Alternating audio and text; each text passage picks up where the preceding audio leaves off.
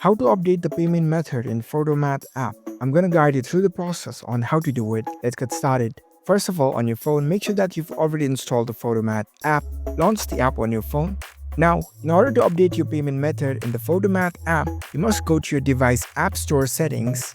In this PhotoMath app, you don't have any options or features to change the payment method. So if you're using the Android, you can head over to your Play Store. If you're using iPhone, you can go to your App Store. After you're in the store, tap on your profile. Select this payments and subscription option. Now choose this payment methods.